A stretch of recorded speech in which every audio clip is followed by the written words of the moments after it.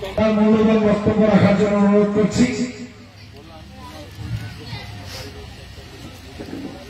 আমাদের মাঝে আজকে উপস্থিত রয়েছে আমাদের তৃণমূল কংগ্রেসের রাজ্য সম্পাদক অসীম ঘোষ মহাশয়, উপস্থিত রয়েছে কালিয়াগঞ্জের পৌরপিতা রামনিবাস সাহা মহাশয়, উপস্থিত রয়েছেন আমাদের তৃণমূল কংগ্রেসের টাউন প্রেসিডেন্ট রাজীব সাহা, বিশিষ্ট সমাজসেবী আমাদের বরিষ্ঠ নেতা সুজিত সরকার রয়েছে, আর কাউন্সিলর রয়েছে। আপনারা যারা এলাকা নিবাসী রয়েছেন, আমার হৃদয়ের অন্তরস্থল থেকে আপনাদের নমস্কার, প্রণাম সহিত অনেক অনেক অভিনন্দন জ্ঞাপন করছি। বন্ধুগণ, 2021 সালে মমতা বন্দ্যোপাধ্যায় আপার জনমত নিয়ে তৃতীয়বারের জন্য মুখ্যমন্ত্রী হলেন। আর ওই নির্বাচনের প্রাক্কালে উনি বলেছিলেন যে লক্ষ্মীর ভান্ডার চালু করবেন, সাধারণ জাতের মায়েরা দিদিরা 500 টাকা করে পাবেন, আর যারা এসসি আছে উপজাতি আছে তারা 1000 টাকা করে পাবেন। তো উনি বলেছিলেন উনি 6 মাসের মধ্যে সেটা চালু করলেন। আর চালু করার পর মায়েদের দিদিদের বোনদের হৃদয়ে মমতা বন্দ্যোপাধ্যায় একটা জায়গা তৈরি করে নিলেন। উনার জনপ্রিয়তা কয়েক গুণ বেড়ে গেল।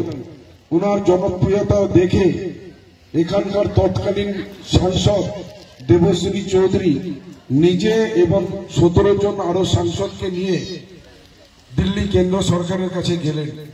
আর ওখানে বললেন যে মমতা বন্দ্যোপাধ্যায় লক্ষ্মীর ভান্ডার চালু করে দিয়েছে, জনপ্রিয়তা অনেক বেড়ে গিয়েছে, আমরা পশ্চিমবঙ্গের রাজনীতি কি হিসাবে করব, আপনারা লক্ষ্মীর ভান্ডার বন্ধ করার ব্যবস্থা করুন।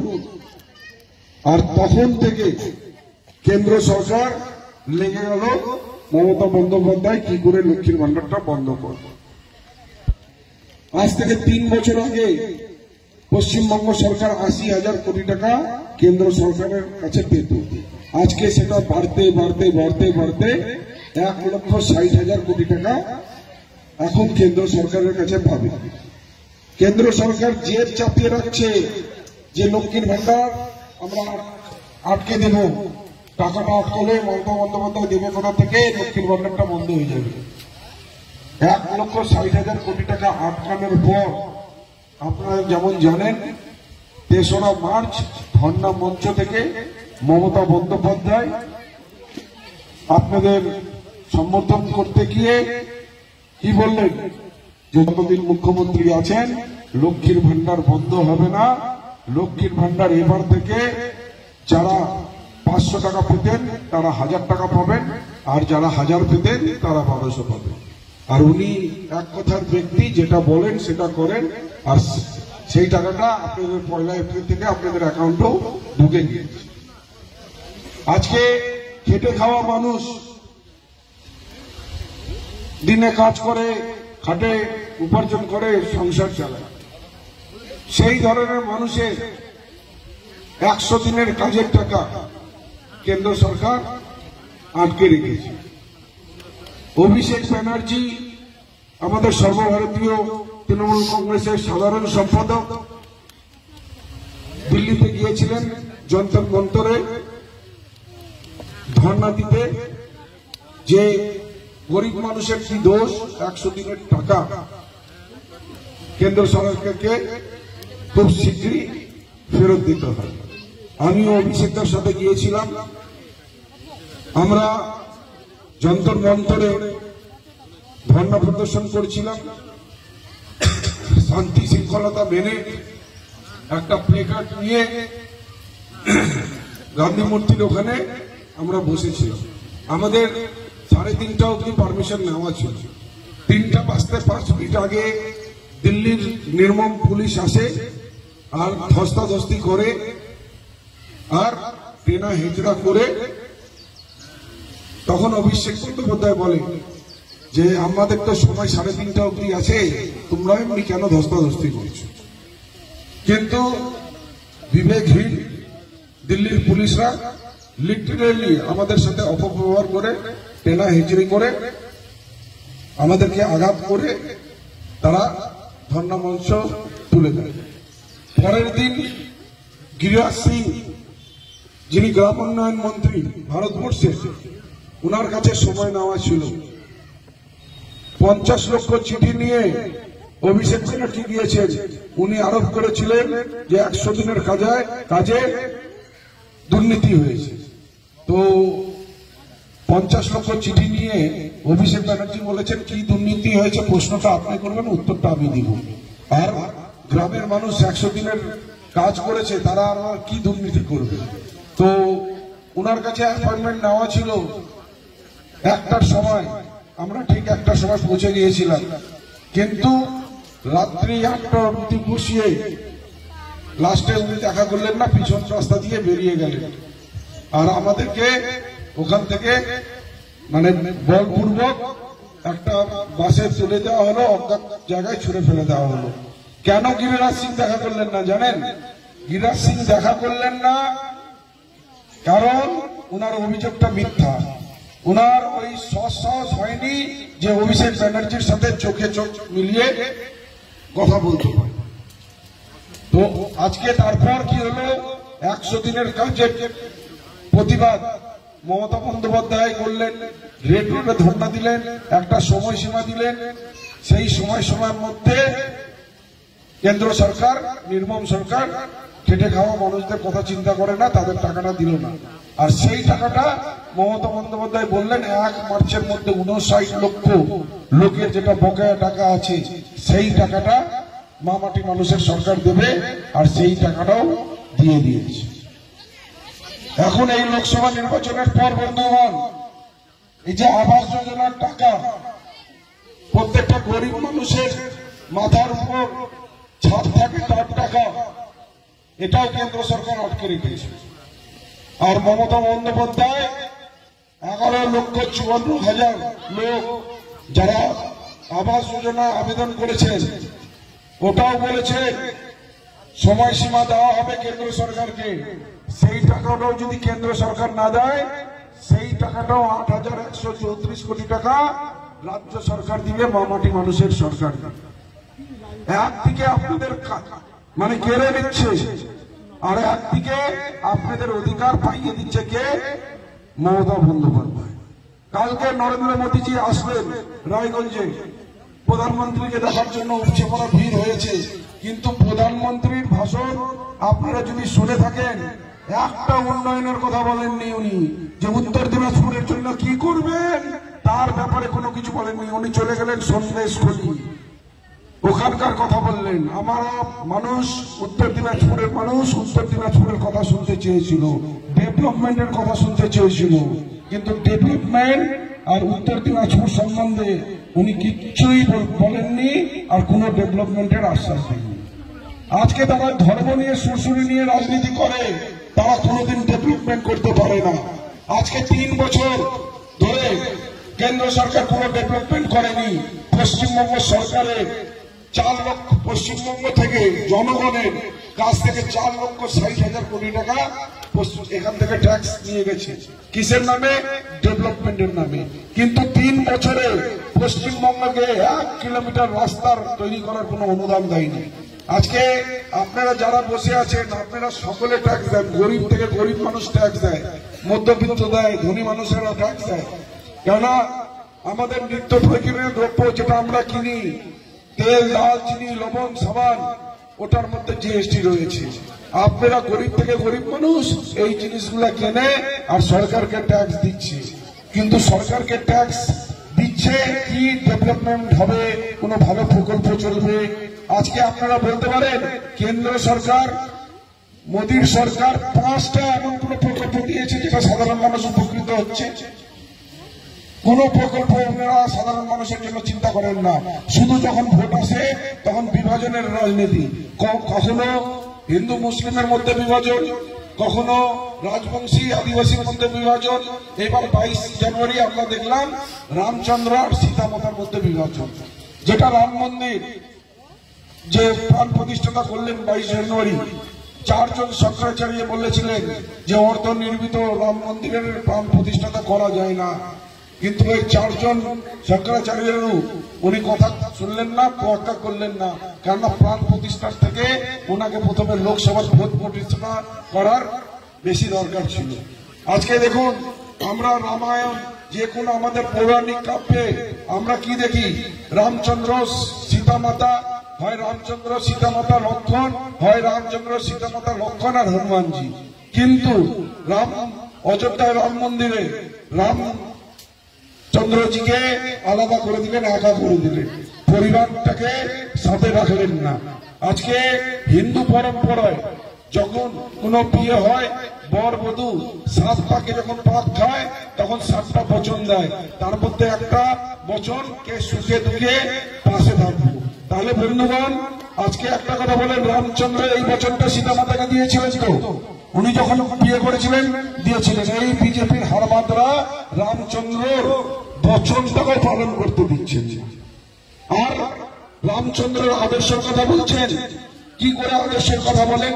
মোদীজি কি বলেছিলেন? 15 লক্ষ টাকা করে প্রত্যেকটা অ্যাকাউন্টে উনি দিবেন, প্রতিশ্রুতি দিয়েছিলেন, বচন দিয়েছিলেন। রামচন্দ্র, আপনারা রামায়ণ পড়েছেন, আপনারা জানেন কেকেই রামচন্দ্র রাজা দশরথের কাছে 14 বছরের বনবাস চেয়েছিলেন। আর এটা চাওয়ার পর দশরথ যখন অসুস্থ হয়ে গেলেন, রামচন্দ্র গেলেন, আর তখন কি বললেন রামচন্দ্র দশরথজিকে? রঘুকুল রীতি সদা চলি আয়, পাওয়া না যায় লেকিন বচা না যায়। যে পিতাশ্রী, তোমার বচন, এটা আমাদের রঘুকুল রীতি আছে, তোমার বচন সবসময় পালন হবে। তাতে 14 বছর কেন, আমার যদি প্রাণটাও চলে যেত, তোমার বচনটা আমি রক্ষা করতাম। তো প্রথমে যদি মোদীজি যদি রামের আদর্শের কথা বলেন, তাহলে আমি বলবো প্রথমে আগে 15 লক্ষ টাকা যেটা বচন দিয়েছিলেন সেটা প্রত্যেকটা অ্যাকাউন্টে দিন, তারপর রামচন্দ্রের আদর্শের কথা বলবেন, নাহলে আপনাকে শোভা দেয় না। উনি অত্যন্ত সবকিছুর একটা লিমিট আছে। উনি কখনো বলেন যে আমি ভিক্ষা করে খেয়েছি, আবার তার অপোজিট সিনারিও মোদি কা গ্যারেন্টি। মানে মনে হচ্ছে একটা শব্দ বিপরীত শব্দটা কি হয় সেটা ওনার কথার মধ্যে বুঝে যায়। আজকে মোদির গ্যারেন্টি কিসে বলেন তো? আজকে আমি কথা বলছি, আপনাদের সাথে কথা বলছি, আমাদের শ্বাস প্রশ্বাসের গ্যারেন্টি আছে কি আমরা দিতে পারবো? আজকে কোন সরকারের গ্যারেন্টি হতে পারে, হ্যাঁ বলতে পারেন উনি, আমরা যেমন বলি মামাটি মানুষের সরকার, উনি বলতে পারেন বিজেপি সরকার। তো উনি এখন একজন কেন্দ্রীয় ব্যক্তি, প্রধানমন্ত্রীও বলেন না, হ্যাঁ উনি বলতে পারতেন প্রধানমন্ত্রী নরেন্দ্র মোদীর গ্যারেন্টি। একটা মোদী উনি যে ভিক্ষা করে খেয়েছেন, তার মানে উনি সর্বহারা ছিলেন, ওনার কাছে কিছু ছিল না। তাহলে উনি গ্যারেন্টি কি হিসাবে দিচ্ছে? শুনুন বন্ধুগণ, আমি একজন ব্যবসায়ী, গর্বের সাথে বলি আমি একজন ব্যাপারী, পরে রাজনীতিতে এসেছি। কালিয়াগঞ্জের পবিত্র ভূমিতে ব্যবসায়িক কেন্দ্র ভূমি, আর এই কালিয়াগঞ্জে আমার সাথে 25 বছরের কর্মভূমি রয়েছে। 25 বছর ধরে কালিয়াগঞ্জের আমার ব্যবসা বাণিজ্য চলে। তো আজকে আমাদের ব্যবসায় বন্ধুদের সম্মানটা কোথায়? আজকে আমরা যেটা ট্যাক্স দিচ্ছি সেই ট্যাক্সের টাকায় সরকার চলছে, সেই ট্যাক্সের টাকায় প্রকল্প চলছে। আমাদের ট্যাক্স ছাড়া মানে সরকার অচল হয়ে যাবে, প্রকল্পগুলো বন্ধ হয়ে যাবে। আমরা হচ্ছি যে কোনো, আমরা যারা ব্যবসায়ী, আমরা যে কোনো সরকার গঠন করুক না তার হৃৎপিণ্ড, ব্যবসায়িক যদি হৃৎপিণ্ডটা বন্ধ হয়ে যায় তাহলে মানুষের বেঁচে থাকে না। তেমনি ব্যবসায়িক বর্গ যদি বেঁচে না থাকে তাহলে সরকারও কেউ চালাতে পারবে না।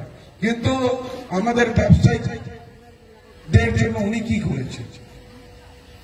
উনি আমাদের ব্যবসায়ীদের জন্য কিছু করেননি। কোন আজকাল কয়েকদিন পর পর শুধু আইন চেঞ্জ হচ্ছে, আইন চেঞ্জ হচ্ছে, আইন চেঞ্জ হচ্ছে। মানে ব্যবসায়ীদের আজকে এই আইন ছিল, কালকে ওই আইন লাগু হচ্ছে। কালকে আমরা অ্যাপ্লাইকেল ভরতাম একটা ফর্মে, ওই ফর্ম চেঞ্জ হয়ে যাচ্ছে। মানে এখন ব্যবসা করতে গেলে 10 বার চিন্তা ভাবনা করতে হচ্ছে, এত পেপার ফর্মালিটি, এত সবকিছু। আজকে দেখুন, আমি একটা নিজের উদাহরণ দিই। আমার একটা বুলেট গাড়ির শোরুম আছে। একটা বুলেট গাড়ির দাম মনে করেন 2 লক্ষ টাকা। তাহলে ওই বুলেট গাড়ি কিনতে গেলে আপনার কাছে 2,70,000 টাকা থাকতে হবে, তাহলে আপনি বুলেট গাড়িটা কিনতে পারবেন। কেননা 70,000 টাকা আগে ইনকাম ট্যাক্স দিতে হবে, 35% ইনকাম ট্যাক্স, 70,000 দিলেন। তারপরে আমার শোরুমে আসলেন, 2 লক্ষ টাকা নিয়ে আমি জিএসটি চার্জ করবো 56,000 টাকা, 28% ওখানে চলে গেল জিএসটি। তারপর 30,000 টাকা রোড ট্যাক্স, তারপর 2-3,000 টাকা লেগে যাবে যেটা ইন্স্যুরেন্স করি, তার সার্ভিস চার্জেস। তো দেখা যাচ্ছে 2,70,000 মধ্যে সরকার নিয়ে চলে যাচ্ছে 1,70,000, আর যারা বুলেট তৈরি করছে তার বাড়িতে ঢুকতেছে 1 লক্ষ টাকা। তো এত টাকা কেন্দ্র সরকার তুলে নিচ্ছে, সেই হিসাবে বলেন তো দেবশ্রী চৌধুরী সাংসদ ছিলেন 5টা বছর, আপনাদের এখানে কি উন্নয়ন করেছে? আজকে কিছুক্ষণ আগে আমি রাজমিস্ত্রি আর শ্রমিকদের সাথে আমি দেখা করে আসলাম। তোমরা তো প্রান্তিক মানুষ, যে কোনো ইনফ্রাস্ট্রাকচার ডেভেলপমেন্টে তোমরাই তো কাজ করো, তাহলে বলো তো যে কেমন কাজ হচ্ছে পশ্চিমবঙ্গ সরকারের। বলে এরকম কাজ আমরা জীবনে কোনোদিন দেখিনি। পথশ্রী 1, 2, 3 যেটা কাজ হলো, কালিয়াগঞ্জে 76টা রাস্তা, আর গ্রাম অঞ্চলে রাস্তা ডেভেলপমেন্টের কাজ চলছে। আর আজকে বিজেপির শীর্ষ নেতারা কি বলছে, অত্যন্ত দেখেন এক একটা অত্যন্ত, যদি তারা জিতে আসে 3 মাসের মধ্যে লক্ষ্মীর ভান্ডার বন্ধ করবে। এটা আমার কথা না, কালকে বর্তমান পেপারে ফ্রন্ট লাইনে দেখে নেবে। কালকের বর্তমান পেপারে ফ্রন্ট লাইনে ছিল যে 3 মাসের মধ্যে লক্ষ্মীর ভান্ডার বন্ধ করবে। তো এই বিজেপি এরা শুধু কারার রাজনীতি করে। আজকে 2014 সালে মোদীজি যখন এসেছিলেন, তখন ওই নির্বাচনে তিনি কি বলেছিলেন, महंगाई सबसे बड़ा मुद्दा है, हम आएंगे तो महंगाई हटाएंगे, हम आएंगे तो चौकीदार बन के आप लोग का रक्षा करेंगे। হ্যাঁ, উনি রক্ষা করছে 2014 থেকে 2024 হয়ে গেল 10 বছর। তখন 2014-তে একটা গ্যাস সিলিন্ডারের দাম ছিল 412 টাকা, আর উনার চৌকিদারিতে আজকে হয়ে গেল 1050 টাকা। 1100 টাকা পার হয়ে গেছিল, ভোটের জন্য 100 টাকা কমিয়েছেন, 1050 টাকা। হ্যাঁ, উনি চৌকিদারি করেছেন। কেরোসিন তেল যেটা 25-26 টাকায় পাওয়া যেত, এখন দিতে হচ্ছে 85 টাকা, তার চৌকিদারি করেছেন। হ্যাঁ, চৌকিদারি করেছেন। আমার দাদা ভাইরা যারা বাইক নিয়ে ঘুরে বেড়ায়, নিজের কাজকর্ম করে, সেই বাইকে পেট্রোলটা কিনতে হতো আগে 60 টাকায়, এখন কিনতে হচ্ছে 110 টাকায়, তার চৌকিদারি উনি করেছেন। আপনারা বলতে পারবেন যে বিজেপি 5টা এমন কাজ করেছে যে কাজ উন্নয়নমূলকের একটা ভালো বার্তা দিবে। আজকে যদি বিজেপি, যদি সরকার ভালো চলতো আর সরকারের অগ্রগতি থাকতো, তাহলে আপনারা আমাকে বলেন তো যে আজকে যদি ভাবেন আপনাদের উন্নয়ন হলো, ডেভেলপমেন্ট হলো, আমি ধরে নিলাম এই দিদিটা বিয়ার লটারি পাবো 5 কোটি টাকা, তাহলে এই দিদি কি করবে, যে কিছু জমি কিনবে, বাড়ি বানাবে, গাড়ি না থাকলে গাড়ি কিনবে, তাই তো। তো যদি আয় বেশি হয় তাই করবে। কিন্তু আজকে দেখুন মোদীজি যেটা বললেন, ইন্ডিয়া সাইনিং, ইন্ডিয়া কিছু সাইনিং না। আজকে দিনে কি করে হচ্ছে, রেল বিক্রি করে দিলেন। আগে আপনারা রেল বাজেট দেখতেন না, আমাদের ফিনান্স বাজেটের আগে রেল বাজেট হতো, রেলটাই বিক্রি করে দিলেন, বাজেটটাই হয়। ঠিক আছে, রেল বিক্রি, এয়ারলাইন্স বিক্রি করে দিলেন, সেল বিক্রি করে দিলেন, সরকারি LIC বিক্রি করে দিলেন। আর তারপর ওনারা বলছেন না বিদেশে আমাদের ভালো প্রভাব পড়ছে, বিদেশে আমাদের সম্মান বাড়ছে। ভাই 2014-তে তুমি যখন প্রধানমন্ত্রী হয়েছিল, তখন $1 কিনতে 65 টাকা লাগতো, আজকে 83 টাকা লাগে। কোথায় সম্মানটা বাড়লো? আমাদের টাকা তো কমে গেল। শুধু টিভির পর্দায় নিজেকে দেখায় আর সেলসম্যান মার্কেটিং এর কাজ করে। আপনারা একটা সচেতন নাগরিক, আপনাদেরকে আমি বলবো, এবার পালা চলে আসছে যে নিজের বাড়ি বাঁচানোর লড়াই আছে, বর্তমান এটা নিজের জমি বাঁচানোর লড়াই আছে, নিজের চাকরি বাঁচানোর লড়াই আছে। এই লোকসভা সাধারণ নির্বাচন না, কারণ মোদী মানে বিজেপি সরকার ভারতবর্ষের CAA লাগু করতে চেয়েছে, আর পশ্চিমবঙ্গে একমাত্র মমতা বন্দ্যোপাধ্যায় এই CAA কে আটকাচ্ছে, যে পশ্চিমবঙ্গে ভোটে CAA হতে দিবেন না। CAA মানে সিটিজেন অ্যামেন্ডমেন্ট অ্যাক্ট, এই উড়িষ্যায় লাগু হয়েছিল। করেছে। এই 10-15 দিন আগে 20 জন পরিযায়ী শ্রমিক ওখানে কাজ করতে গেলেন, আর তাদের কাছে 1972-এর প্রমাণপত্র চাওয়া হলো। 1972-এর প্রমাণপত্র আমাদের মধ্যে 95% মানুষের কাছে নেই। তাদেরকে ওখানে বাংলাদেশের ঘুষপেটিয়া বলে মেরে পিটে ঘরবন্দি করে রাখা হলো, আর তারপর মমতা বন্দ্যোপাধ্যায় হস্তক্ষেপ করে রিকভারি করে তাদেরকে নিয়ে আসলেন। আপনারা দেখেছেন 1.5 বছর ধরে আসামে এই সিএ লাগু হয়েছিল, 19 লক্ষ লোক অ্যাপ্লিকেশন করেছিল, তার মধ্যে 13.5 লক্ষ লোক আজকেও ওখানে শরণার্থী ডিটেনশন ক্যাম্পে শরণার্থী জীবনযাপন পালিত করছে। আজকে 1972-এর ডকুমেন্টস অনেকের কাছে নাই। আজকে ভাবেন কেউ 40 বছর 50 বছর ধরে এখানে আছে, ভোট দিয়েছেন, ভোটার কার্ড আছে, রেশন কার্ড আছে, আধার কার্ড আছে, তারপর নতুন করে আপনার সিটিজেনশিপ নেওয়ার কোন দরকার আছে? আপনাদের ভোটে তো মুখ্যমন্ত্রী হয়েছে, প্রধানমন্ত্রী হয়েছে। আজকে যখন ওই সিটিজেন অ্যামেন্ডমেন্ট অ্যাক্টে যখন আবেদন করবেন, তার মানে কিসের জন্য আবেদন করছেন? ভারতবর্ষের নাগরিকতা নেওয়ার জন্য। তার মানে আপনার কাছে ভারতবর্ষের নাগরিকতা নাই। আপনার যে বাড়িটা আছে সেটা আপনার নাই, আপনার সরকারি চাকরি আছে সেটাও কিন্তু আপনার নাই, আর আপনার সরকারি কোনো সুখ সুবিধা পাবেন না, লক্ষ্মীর ভাণ্ডারও পাবেন না। তো সেই জন্য বলছি বন্ধুগণ, এটা বাড়ি বাঁচানোর লড়াই। ধর্মের নিজের বাড়ি জ্বালিয়ে দীপাবলি করবেন না, আপনারা নিজের বাড়ি বাঁচান, পরিবার বাঁচান। একমাত্র তৃণমূল কংগ্রেস এই সিএ আর এনআরসি কে পশ্চিমবঙ্গে লাগু করতে দিচ্ছে না। সেই জন্য আপনাদের কাছে আবেদন, আমি মমতা বন্দ্যোপাধ্যায় তৃণমূল কংগ্রেসের 5 নম্বর লোকসভা কেন্দ্রের প্রার্থী, আপনারা 26শে এপ্রিল ঘাসের উপর জোড়া ফুল তৃণমূল কংগ্রেস কৃষ্ণ কল্যাণীকে ভোট দিয়ে আপনি জয়যুক্ত করে একটা সৈনিক হিসাবে আপনি মমতা বন্দ্যোপাধ্যায়ের কাছে আপনারা আমাকে পাঠান। কৃষ্ণ কল্যাণী আপনার অধিকারের জন্য লড়বে, আপনাদের বাড়ি বাঁচানোর জন্য লড়বে, আপনাদের সরকারি সুবিধা বাঁচানোর জন্য লড়বে। তো কৃষ্ণ কল্যাণীকে জিতিয়ে পাঠাবেন তো? আপনাদের বাড়ি বাঁচাবেন তো? সরকারি সুবিধা বাঁচাবেন তো? চাকরি বাঁচাবেন তো? এটা কি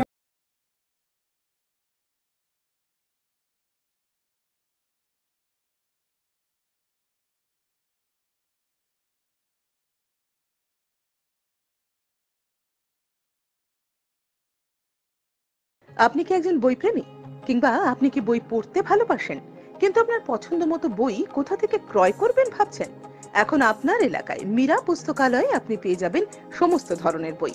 যেমন এখানে পাবেন স্কুল কলেজের পাঠ্যপুস্তক, বিভিন্ন চাকরির পরীক্ষার বই, এছাড়া ধর্মগ্রন্থ, শিক্ষামূলক সামগ্রী, অফিস স্টেশনারি, ড্রয়িং সামগ্রী এবং খেলাধুলার সরঞ্জাম মীরা পুস্তকালয় থেকে ক্রয় করতে পারবেন। তাহলে আজই যোগাযোগ করুন আমাদের ঠিকানায়, সুকান্ত মোড়, কালিয়াগঞ্জ, উত্তর দিনাজপুর। যোগাযোগের জন্য নম্বর 8945933128।